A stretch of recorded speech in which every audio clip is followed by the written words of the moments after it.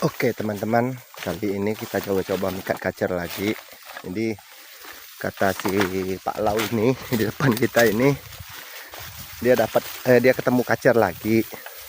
Dia bilang suara keras kacernya dan isiannya udah lumayan banyak banget katanya ya. Jadi kita coba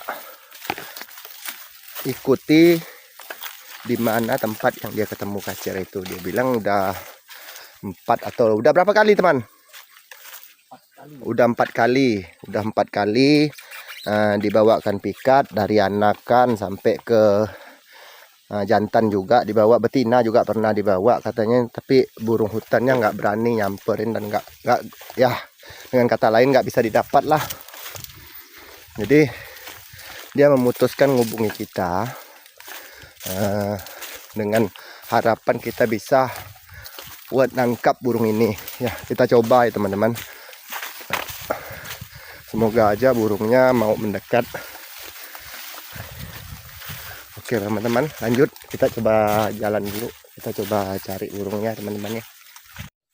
Oke teman-teman, setelah kita melusuri kebun, ini kita masuk ke dalam. Jadi ini jalan kita yang tadi, ini lurusannya ke dalam.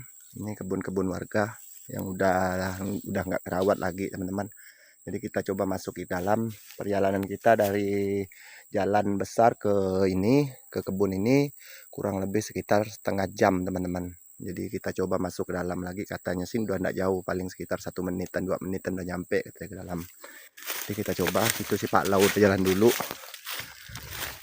Ini jalannya udah enak, katanya jalan bekas warga berburu juga di sini ya. Di sini masih hutan lumayan rimba teman-teman. Jadi untuk rusa masih ada, tapi udah nggak rame sih. Yang jelas di sini tempat berburu orang itu babi teman-teman. Jadi kalau rusa itu bonus. Jadi kita coba-coba jalan masuk ke dalam lagi. Memang sih tempatnya bagus teman-teman, benar-benar cantik. Jadi kita coba dulu, katanya burungnya ada di dalam lagi katanya teman-teman. Oke, kita lanjut teman-teman ya. Oke teman-teman, kita udah sampai lokasi teman-teman. Jadi kita udah coba, itu sangkar pikatnya disembunyiin aja bang. Jadi kita udah pasang pulut teman-teman. Ini kita juga udah pasang pulut. Terus di sini juga udah pasang pulut. Yang ini juga udah pasang pulut. Jadi kita coba panggil burungnya teman-teman. Jadi kita coba burungnya dengan diikat teman-teman. Ini burungnya. Jadi kita ikat seperti ini. Jadi ini kita tutup dulu biar dia nggak begitu stres teman-teman. Jadi burungnya kita simpan di bawah. Di situ speaker teman-teman. Jadi kita kendalikan dari jarak jauh, dari jarak yang dalam arti burungnya datang tapi nggak ngelihat kita gitu teman-teman. Kita sembunyi tapi kita gunakan HP untuk memanggil teman-teman. Saya mungkin minta maaf kalau kita nggak bisa ngerekam sepanjang mungkin, karena HP kita cuma bawa satu HP ini doang teman-teman buat manggil burung, kendalikan jarak jauh. Jadi kita nanti spill hasilnya ya teman-teman ya. Oke teman-teman, lanjut. Alhamdulillah teman-teman, burungnya udah datang, itu udah tarung ke ikatan kita. Cuman maaf teman-teman, kita nggak bisa lihat teman-teman, karena burungnya udah tarung di ikatan kita tadi. Jadi burung ini udah sering dipikat teman-teman, jadi kita takut kalau sampai burungnya kabur teman-teman. Jadi itu dia udah tarung teman-teman. Jadi betinanya masih di atas, jantannya udah di pikatan teman-teman. Jadi kita coba dulu, berharap dia mau injak ke pulut kita teman-teman.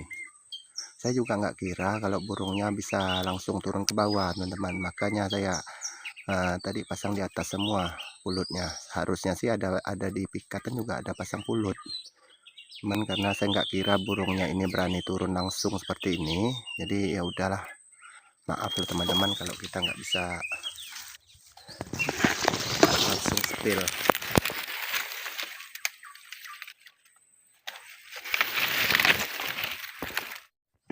Alhamdulillah teman-teman, kita dapat burungnya teman-teman.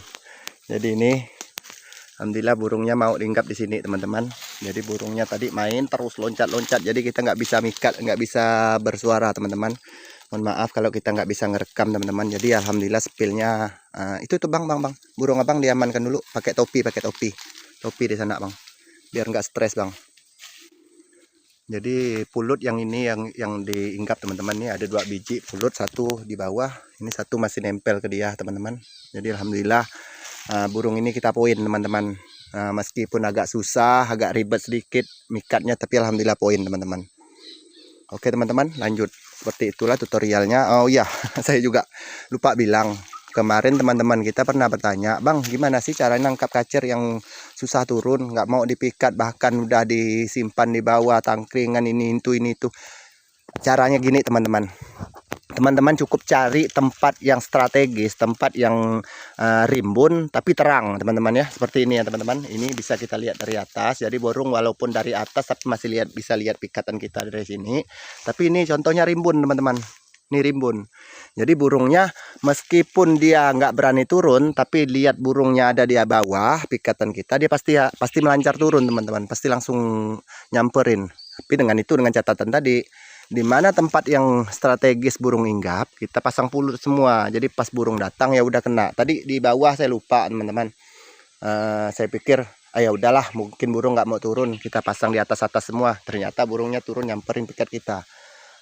Seharusnya burung ini udah nggak mau turun, tapi karena dia nggak ngelihat kita, burungnya masih mau turun walaupun agak lama ya teman-teman.